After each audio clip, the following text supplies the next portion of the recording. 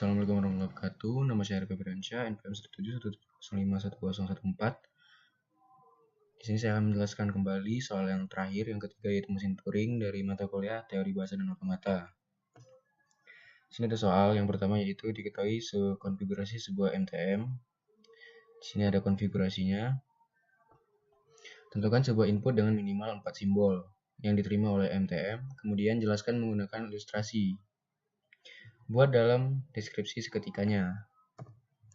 Nah, di sini ada penjelasannya, yaitu mesin Turing adalah model komputasi teoretis yang ditemukan oleh Alan Turing. Jadi penemunya itu yaitu Alan Turing, berfungsi sebagai model ideal untuk melakukan perhitungan matematis.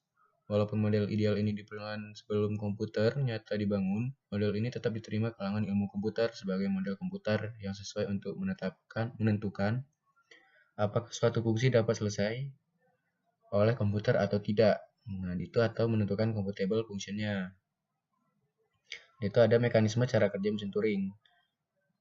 Nah, mesin Turing menggunakan pita atau tape sebagai memori yang berbentuk array. Hal ini menyebabkan data pada pita dapat diakses dari mana saja. Nah, di sini pengertian dari array itu adalah kumpulan data yang memiliki tipe data yang sama. Nah, di sini ada spesifikasi mesin Turing. Pertama, yaitu mesin Turing memiliki pita berupa array sebagai memori yang dapat menyimpan sebuah simbol tunggal. Yang kedua, mesin Turing memiliki head sebagai penunjuk posisi yang sedang diakses pada pita. Head dapat bergerak ke kanan atau ke kiri pada pita sesuai fungsi transisi yang ditetapkan untuk membaca inputan. Yang keempat, ada head juga dapat melakukan penulisan atau mengubah isi pita.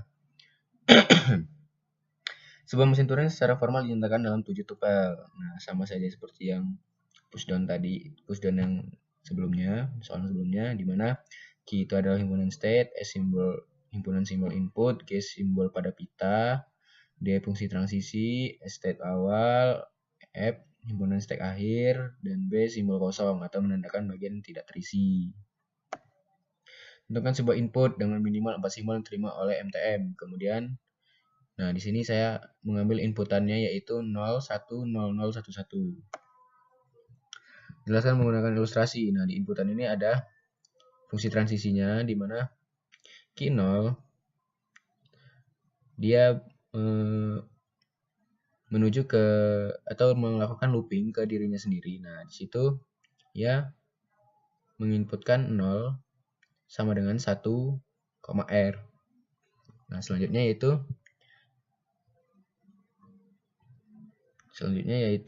key 0 menuju ke key 1. Nah, di sini ya menghasilkan membaca 0, di mana memproduksi 0, L, dan membaca 1 memproduksi dalam kurung R. Nah, seperti itu. Nah, di sini juga ada key 1 yang melakukan looping 2 kali. Yang membaca 0, menghasilkan 0 R, dan membaca 1, menghasilkan 1 R. Di sini juga ya menuju ke key 0 itu sendiri. Nah, sudah itu dia juga key 1 ini juga menuju ke key 2, di mana key 2 juga menuju ke key 1. Nah, fungsi transisinya sebagai berikut. Nah, ini juga fungsi transisinya.